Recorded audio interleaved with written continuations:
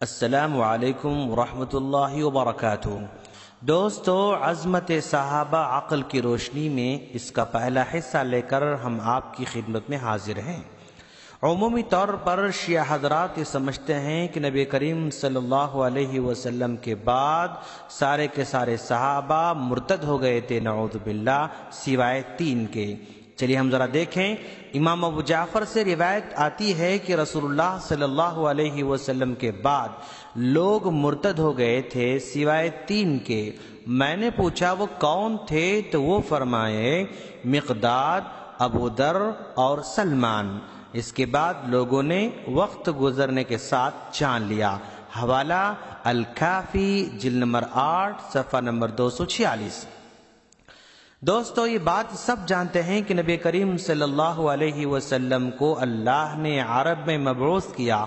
اور مکہ مکرمہ میں اول رسول اللہ صلی اللہ علیہ وسلم کو اظہار نبوت کا حکم دیا، تو اس وقت سب لوگ کافر اور مشرک تھے، اور آپ صلی اللہ علیہ وسلم کے عزیز و اقارب،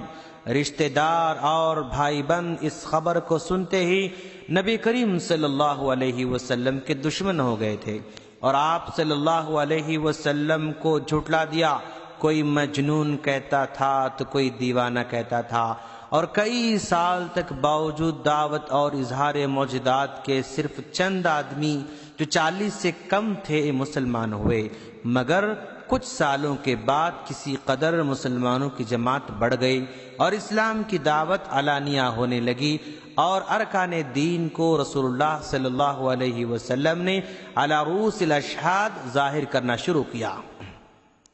تب اہل مکہ نے یہاں تک تکلیف اور ایذا دینی شروع کی کہ آخرکار مکہ مکرمہ چھوڑنا پڑا اور مدینے کو ہجرت کرنا پڑا۔ اس کے بعد آہستہ آہستہ دین اسلام کی ترقی شروع ہوئی، اور پھر اس قدر جلد اسلام پھیلا کہ چند سال کے عرصے میں سینکڑوں سے ہزاروں کی نوبت آ گئی، اور جماعت کی جماعت، فوج کی فوج اللہ کے دین میں داخل ہو گئی۔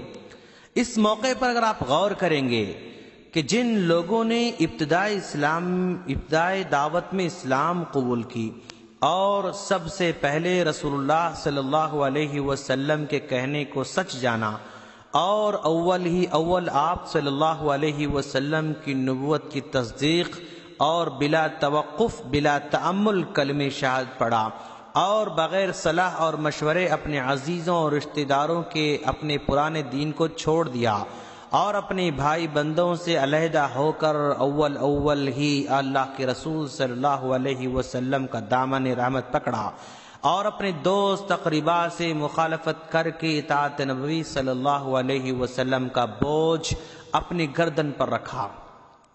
ایسے نازک وقت میں اپنے باپ دادا کے دین کو چھوڑ کر نئے دین اسلام میں آئے تو کوئی مضبوط سبب ضرور ہوگا، ورنہ یہ بات سب جانتے ہیں کہ اپنے پرانے دین کو چھوڑنا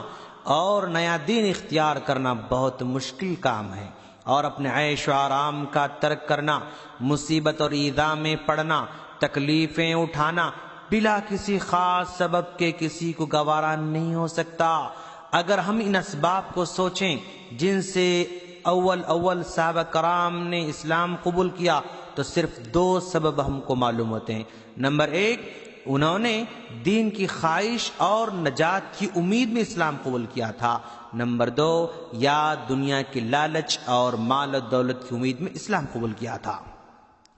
اگر ہم پہلے سبب کو تسلیم کریں، یعنی دین کی خواہش اور نجات کی امید میں اسلام قبول کیا تھا، اور اس امر کو ماننے کہ صحابہ کرام نے اپنی نجات کی امید پر دین اسلام کو قبول کیا تھا اور صرف اللہ کی رضا مندی کے لیے اپنے گھر بار کو چھوڑا تھا، تو ایسے لوگ نبی کریم صلی اللہ علیہ وسلم کی وفات کے بعد مرتد ہو گئے، دین اسلام کی محبت کو نکال کر پھینک دیا اور دین اسلام سے پھر گئے۔ یہ عقل میں آنے والی بات تو نہیں ہو سکتی ہے دوست، بلکہ ہم یقین کر سکتے ہیں کہ جن لوگوں نے صرف اللہ کی رضا حاصل کرنے کے لیے اسلام کو مصیبت اور تکلیف کے وقت میں اختیار کیا ہوگا اور برسوں اس کے پیچھے رنج اور دکھ اٹھائے ہوں گے، وہ کبھی اس دین سے نہیں پھر سکتے ہیں۔ اور اگر ہم دوسرے سبب کو دیکھیں کہ وہ لوگ دنیا کی طمع اور مال و دولت کے لالچ سے مسلمان ہوئے ہوں تو یہ ایسی بات ہے کہ جس کی نسبت ہم فرضی خیال بھی نہیں کر سکتے ہیں، اور نہ کوئی شخص جس کو ذرہ برابر بھی ایمان ہو، عقل ہو اور شرم کا پاس ہوگا تو وہ اس امر کو خیال کر سکتا ہے۔ اس لیے کہ ابتدائی اسلام میں مال کہاں تھا، سب بھوکے پیٹ سوتے تھے، ایک پیالے دودھ میں 10 لوگ شریک ہوتے تھے۔